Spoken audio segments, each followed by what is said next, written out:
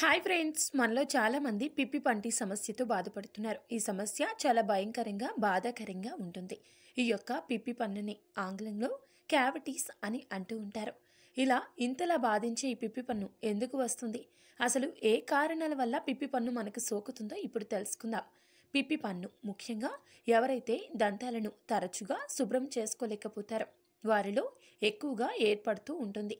ముఖ్యంగా చిన్నపిల్లలు తరచూ చాక్లెట్స్ తింటూ ఉంటారు.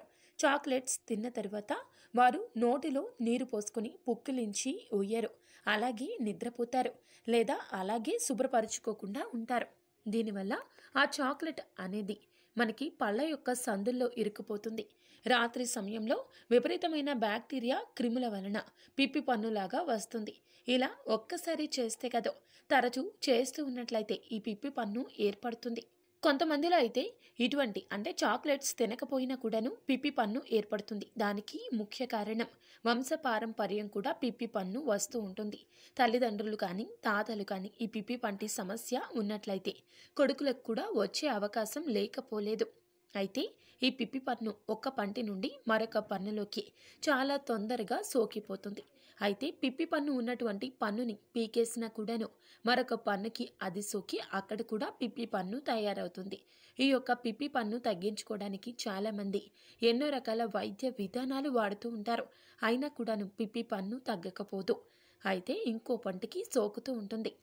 ఈ నొప్పి చాలా భయంకరంగా బాధాకరంగా మారుతుంది. కొద్ది మందిలో అయితే ఈ పిప్పి పంటి సమస్య అయితే వెంటనే జ్వరం కూడా సంతరించుకున్నట్లయితే కనుక, కొంతమంది ఆ నొప్పితో బాధ కలిగింది అంటే కనుక ఆ రోజు ఆఫీస్కి కూడా వెళ్లకుండా ఉండిపోతూ ఉంటారు. కొంతమందిలో అయితే ఈ పిప్పి పన్ను వచ్చినప్పుడు ఆ దవడ మొత్తం కూడా చాలా ఉబ్బిపోతుంది. మరికొంతమందిలో కంటి నుండి తలనొప్పి కూడా మొదలవుతుంది. అయితే ఇలా చాలా రకాలుగా ఈ పిప్పి పన్ను మనల్ని బాధిస్తూ ఉంటుంది.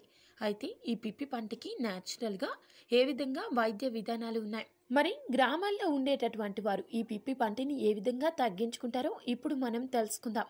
ముఖ్యంగా మీరు కనుక గ్రామాల్లో ఉన్నట్లయితే లేదా అడవి ప్రాంతాలకు వెళ్ళినప్పుడు, మీకు చాలా దూరంగా ఇంటికి ఉన్నప్పుడు పిప్పి పన్ను వచ్చినప్పుడు ఆ నొప్పి కలిగినప్పుడు ఏం చేయాలి, మరి తోటల్లోకి వెళ్ళినప్పుడు ఈ పిప్పి పన్ను సమస్య రైతులకు వచ్చినప్పుడు ఏ విధమైన చిట్కాలు ఫాలో అవుతారో ఇప్పుడు తెలుసుకుందాం. ఈ పిప్పి పంటి సమస్య మీకు తోటల్లో ఉన్నప్పుడు కానీ లేదా వైద్య విధానాలకు దూరంగా ఉన్నప్పుడు కానీ నొప్పి లేచింది అంటే కనుక వెంటనే మీరు ఉత్తరేణి మొక్కను చూడండి. ఈ ఉత్తరేణి మొక్క మనకు గ్రామాల్లో అటవీ ప్రాంతాల్లో చాలా ఎక్కువ సంఖ్యలో కనిపిస్తూ ఉంటుంది.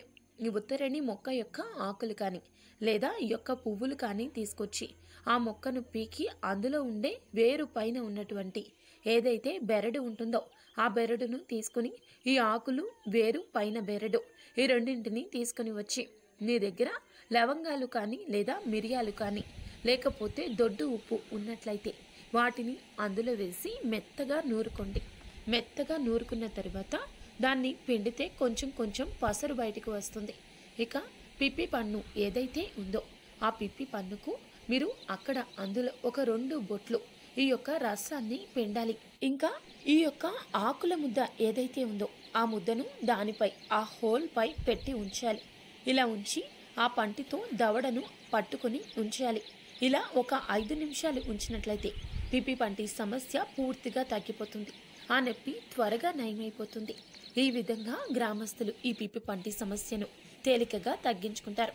మీకు కానీ అటవీ ప్రాంతంలోకి వెళ్ళినప్పుడు కానీ తోటల్లోకి వెళ్ళినప్పుడు కానీ పిప్పి పంటి సమస్య వచ్చినట్లయితే నొప్పి ఈ విధంగా తగ్గించుకోవచ్చు. చూసారు కదా ఫ్రెండ్స్, తోటల్లో కానీ ఇంటికి దూరంగానే ఉన్నప్పుడు మీరు ఇలాంటి సమస్యతో బాధపడుతూ ఉన్నట్లయితే కనుక ఈ చిన్న చిట్కాని ఫాలో అవ్వండి. తప్పకుండా ఉపశమనం లభిస్తుంది. వీడియో కనుక మీకు నచ్చినట్లయితే కనుక లైక్ చేయండి.